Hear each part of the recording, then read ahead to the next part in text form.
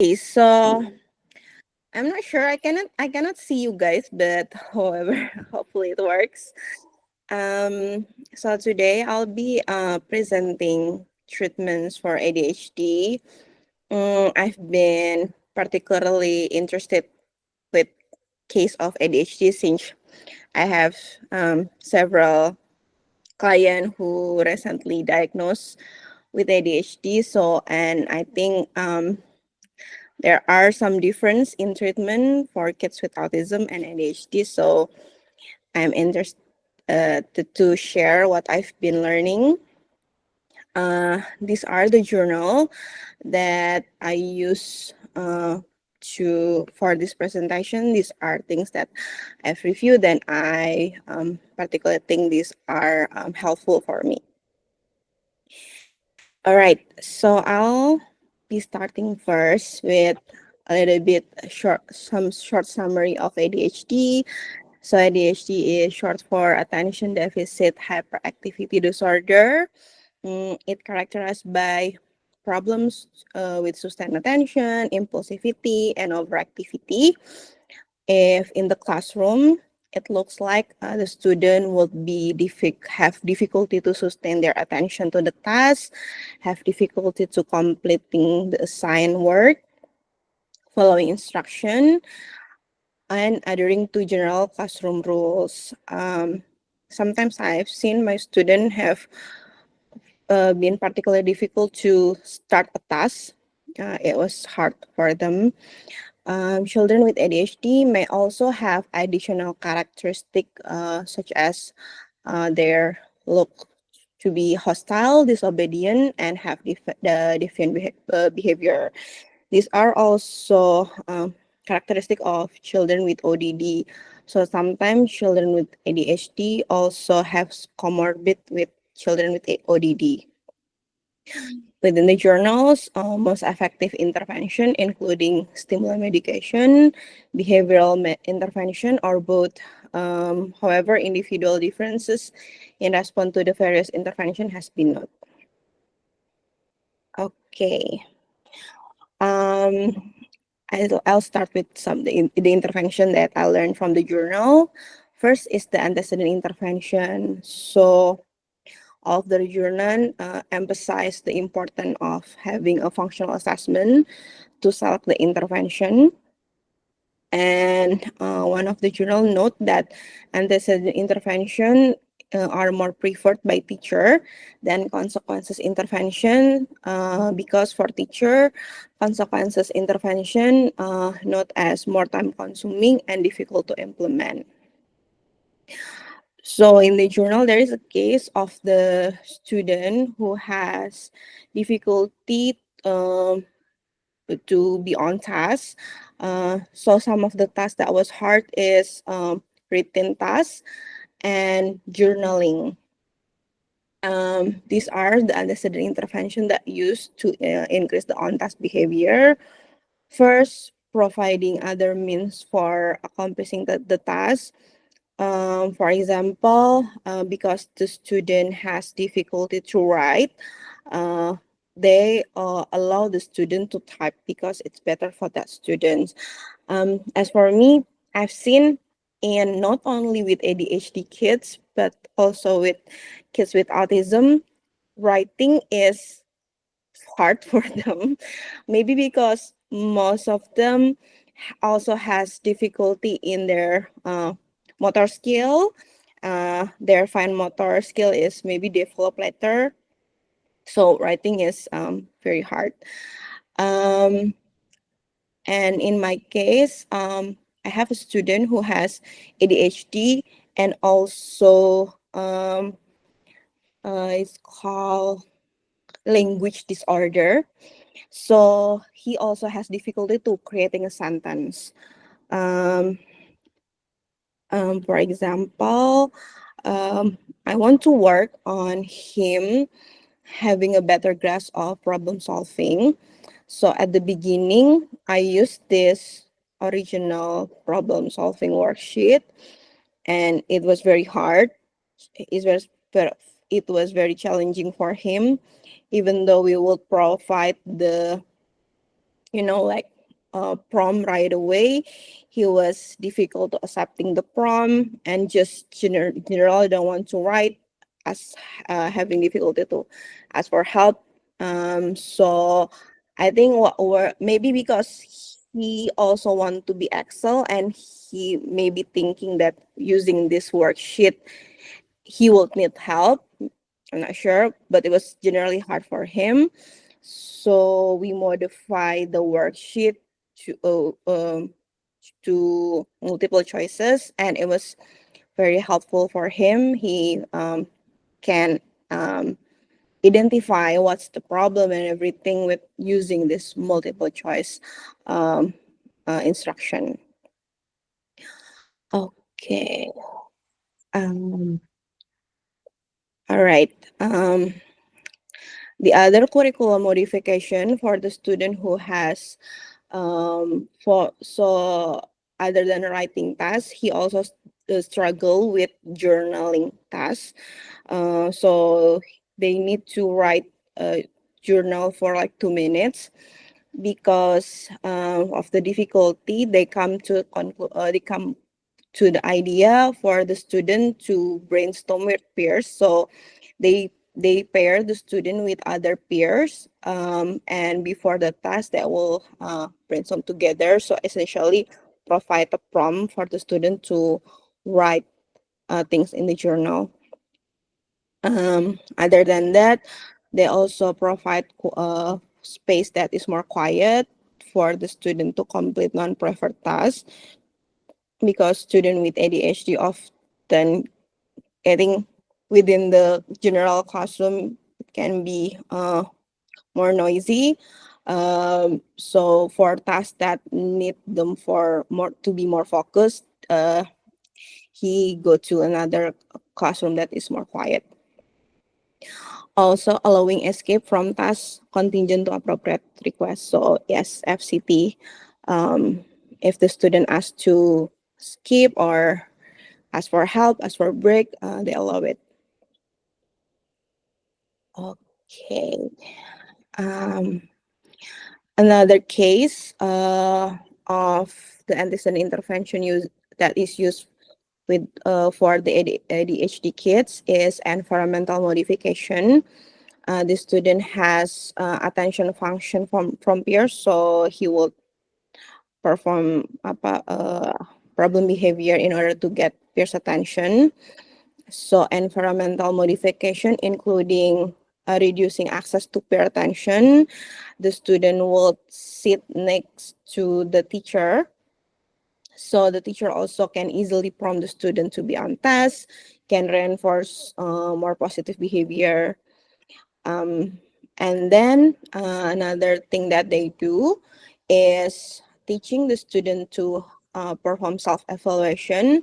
So initially, they provide the student and the teacher with like self-evaluation form, whether the student is being on task to like on task and not responding to peer something, and if the student and the teacher has the same evaluation, that will give a point for it. So it essentially also providing contingency for appropriate behavior that is incompatible with peer attention. So when student is focused being on task, he will not perform off task behavior. Okay. All right. Other than that, the journal also provides some of the variables that we can assess when providing antecedent intervention, such as if we look into the physical environment, how is the location in the room, how is the settings, group, individual, or peers, the workstation, and if the past materials, we can see the variables such as the feedback. Is it like high, low, or no feedback? Is the task is high stimulation or low stimulation, or is it a novelty for the student? How is the response mode, written, oral, type, active, passive? It structures tasks, how is the interest of the student in instructional level. We can assess the lesson length, lesson format, difficulty, transition, the content, whether is there a physical activity within the lesson, how is the opportunity to respond, and choices activity. I guess is this helpful if we want to decide what kind of antecedent intervention to use, whether we have consider this and put this into the antecedent intervention. All right. And next is the consequence intervention. So from the journal, these are of some of the consequence intervention that have been used and effective for kids with ADHD. There are including first token economy. Token economy is especially helpful with their impulsivity and their toleration to waiting before getting the reinforcement. I also read the token economy provide the dopamine and they're very responsive as with the dopamine.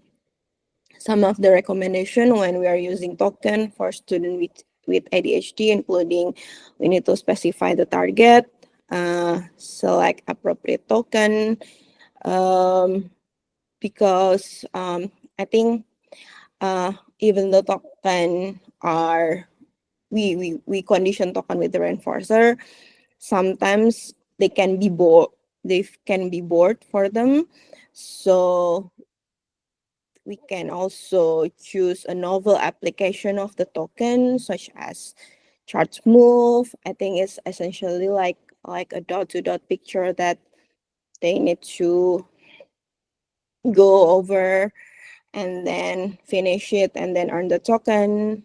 And to choose the reinforcer, we can use spinners and then also raffles and lottery, so they can be like, a challenge, interesting, in with the reinforcer and other stuff that we can we can try to use if if they need token but look like they're not motivated anymore with the token.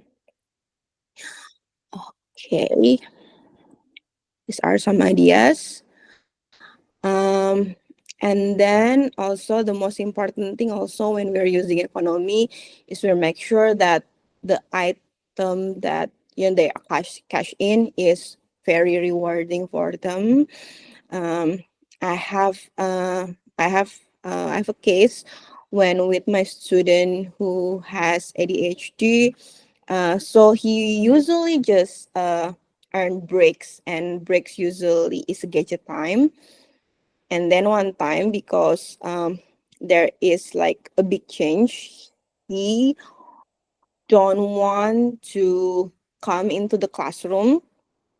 Um, Essentially, even we offer the gadget, he don't want to work for it. Um, so I've interviewed him. He is 12 years old. He can answer. And I think you know we know that he wants the gadget from home. So we work with the parents. We work for the parents, so the token will be cashed in at home. And during in the center, during the breaks, he can still access the gadget time. But for the every day, he will need to complete this um, 5 smiles, including something that he can earn at home, 4 smile something, 3 smile something. So and it works. It works. He want to follow the instruction. Um, the hard one is not the number one because he's 12 and we cannot physically move him into the classroom. So he will just we work on his cars or on the there's still like a little field in front of my center. So he will go there. So but he refused to go into the classroom. Um, so also that was working. I think at the beginning when I introducing this, um, I would use something that's very very easy. And so essentially I also use shaping. So the task is easy, and he would earn 5 smiles for a week. And my big goal is the number one for him to come back going to the classroom independently, um, because that's the I think the priority. And then at the beginning, my I changed the goal into like tap the door or something. So he would just do very simple. And then the next week, I start to put going to the classroom independently as a goal. He, of course, refused, don't want to go to the classroom. Um, and then he got the sad smiles. And then I think because the previous week he already learned the value of this, the it's like tokens plus behavior contract. um, and then the next day he will go to the classroom independently. So I think it's helpful to understand the rewards, what's the rewards, and introducing the behavioral contract and token also. Uh, uh, um, so yes, behavior contracting also works with kids with ADHD. It specifies the contingent relation between the completion of specific behavior and specific reward. So in my case, I don't have the highest reward in my center. The highest reward is at home, at his home. Okay. All right. Uh, lastly, my presentation is very short. I'm sorry. Um, Consequence, other than that, the consequence intervention that also not has been helpful is group oriented contingency in the class. This is for the classroom or social skill group. This is especially helpful if the kids have peer attention function. The group contingency that has been not to be worked is dependent and interdependent. So in the dependent one, we have a student with ADHD as the hero. So if that student perform the specific task, everybody in the classroom would earn the reinforcer. As in the interdependent, all member has to be met the criteria. Good behavior game is often used within the interdependent group contingency. Um, Group contingency has been known to have peer pressure effect. So these are some things that can be done to reduce it, such as set criteria for performance that is achievable, um, select target that is reflect socially appropriate behavior instead of punishment, such as like if one of the target is maybe communicate or like say that is mine, don't touch it. If your friends touch your stuff, instead of maybe no hitting. Encourage but not require everyone to participate. Um, and then keep the competition fair. If we use good behavior game, make sure we divide the group that has equal ability. Um, all right.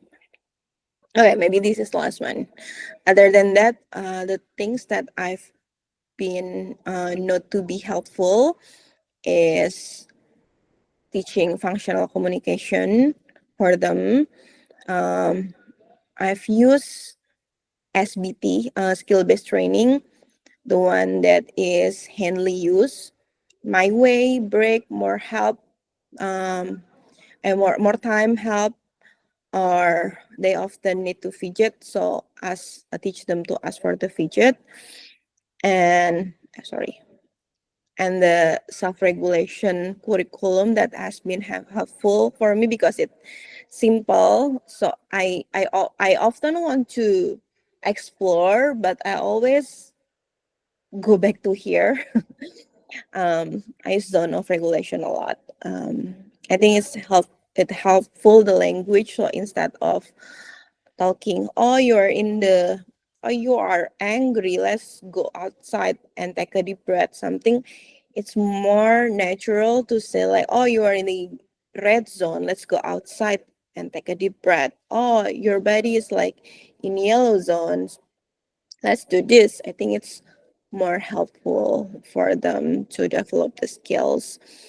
um, Even though I think the way for them to regulate independently is like, we need to continuously shape their independence. It's not easy, but I think this is a helpful strategy for teachers to help their students regulate better in the classroom. Okay, I guess that's it. Is it okay? Is it okay if I finish the presentation? Maybe we can start with a discussion. Okay, yeah, thank you. Do you have anything that you want to discuss within this Hmm. topic? Oh, sure. Maybe thing that I want to discuss. Maybe I want to ask you guys experience in working with student with ADHD. Have you tried this strategy, or you can share strategy that you think particularly helpful? I think um, it's helpful too for me. Maybe we can start from that.